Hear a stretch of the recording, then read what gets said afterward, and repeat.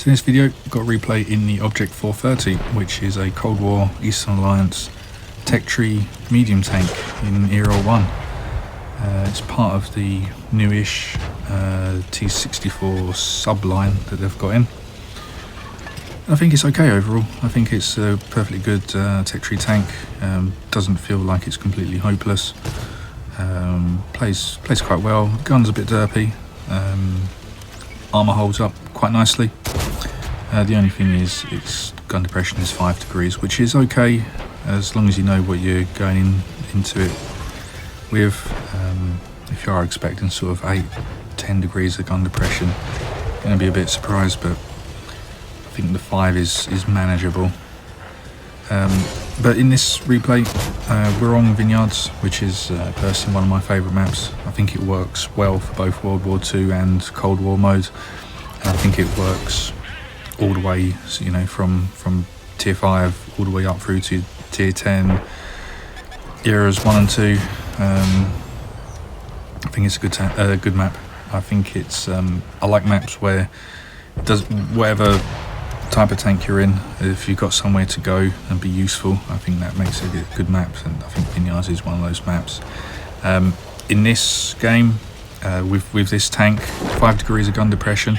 If I was in World War II mode, I would probably go along the southern route and go down there. But because of Cold War and sort of, you know, they don't have render range, you can make that little area that I was up here before I went down and got rid of that light tank. It does make that area useful. You can get nice shots across onto that camping hill. I think it's quite useful. The only problem is here, as you can see, I'm trying to make the gun depression work as best I can. There is a slight gully here, if you notice. There is a little bit of elevation on the left, so just trying to use that just to angle the hull up a little bit. Not too sure how much of an impact that's having, but just trying to angle a shot here.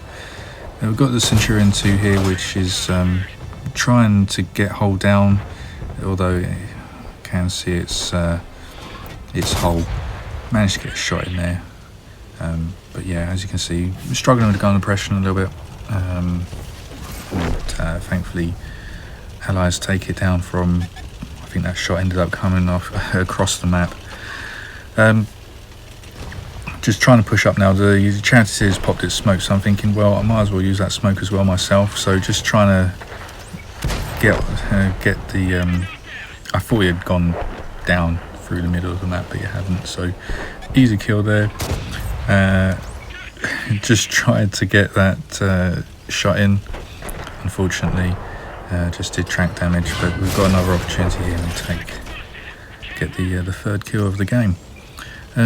I am getting shot from somewhere over there. I'm not too sure what that was, and I think that may have been a 4005 shooting AP or something, because we've now bounced 1620, so got lucky there. But as I said, the armour it can hold up. You do get ricochets with this tank. So already the game's gone by pretty quickly. I know I had to start the game sort of a minute in. It's just the game lasted so long that the recording didn't record in the 15 minutes. But get a nice snipe shot there for the 4th kill across the map. As I said, this little hill is very useful. As I said, doesn't matter the game mode. I think in Cold War, if you got low gun depression, it's a little bit easier to use, because as you can see, my allies doing the same trick here.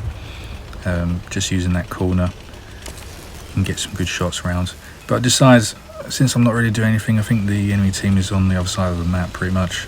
Might as well just burn my repair kit here, get that bit of health back, because I was thinking by the time I'll need it again, it should be within the 2 minutes. Just trying to see if I can get any snipe shots across the map here. Got an enemy tank here as well, so just trying to fire up. As you can see, the base accuracy is not brilliant, even fully aimed. Managed to miss that shot. Just going to keep aiming there. I'm not too sure if he's going to move or not. It's worth taking a shot. Looks like he has moved. Sometimes I find in Cold War, when people go on spy, they might just stay there thinking that no one can see them, but obviously through the foliage they wouldn't be able to, but worth a shot, wasn't there? But now getting some nice shots into this T95E3. Just thinking, at what point do I push up? I don't really want to go in too fast because I know that the enemy team have pushed the southern flank quite well. Just seeing what shots I can do. I'm kind of stuck here now. I've realised that the enemy team are pushing on two flanks. Looks like we're winning this flank, so I'm thinking if I push this way, if we can win this flank, get rid of these two tanks here, team can fully focus on the other flank and defending the flag. It's likely that FE 4005 is still up on that hill, so just staying in this little gully here, wanting to get as much damage as I can into this IS-3M. It does get a shot into me. Just want to go around the back to see if I can get any shots in, and yeah, just see if I can get the last kill, but I don't, unfortunately. And now it's 3 versus 6. I'm not too sure about this game now. Just pop the repair. I was thinking my allies were still around here. I need just to repair that. I timed that pretty well with the previous healing. So yeah, just getting that hit points back. I do find in Cold War now I do run the whole repair pack or whole repair kit fairly regularly actually now. I think the health it gives back is it can swing the games. I think previously the repair kit, I found it might save you if it might save you from a high roll, or it might put you on a 1-shot to a 2-shot. But now with the whole repair kit, it does put on back significant amount of hit points. It is definitely worth taking. On this build, I don't have supply conservation. I've got Born Leader, run and gun, snapshot, rapid aim, clutch braking, off-road driving, general gunnery master, and the armour angling. Equipment wise, I've got the rammer, vertical stabilizer, armour hardening, and vents. So I'm taking 10% overall less damage. I've got the whole repair kit as well, so I'm taking back 20% of my HP every couple of minutes. So yeah, all good. Just into this last bit of the battle now. It's turned into a bit of a brawl down here, sort of a 2v2 brawl. Do just want to try and focus on this FV. Do want to get that one out the game as soon as I can, really. Unfortunately, just do track damage there. Sort of regret that now. It looks like this tank is potential 2-shot for me. Get a nice shot into its side. As you can see, the turret rotation is pretty bad. That is with rapid aim on as well, so yeah, a bit of a disaster. But as you can see with my hit points now, if I hadn't had the repair kit, I would be destroyed by now.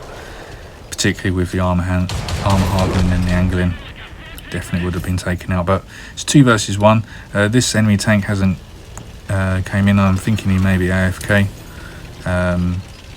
So just trying to see where he is, and unfortunately he's right there, full health. Yeah, it's a shame when this sort of happens.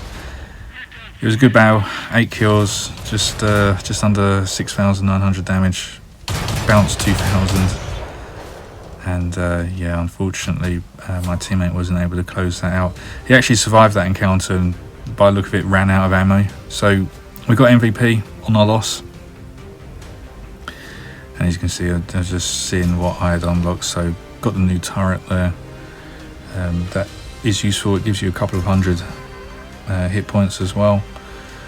So yeah, unfortunately, we got the ace as well and got my second Frost's medal for destroying 8 vehicles. So that's the Object 430. I think it's definitely a pretty good tank, and yeah, getting MVP on the loss with an ace as well. I thought I'd put this up. So thanks for watching.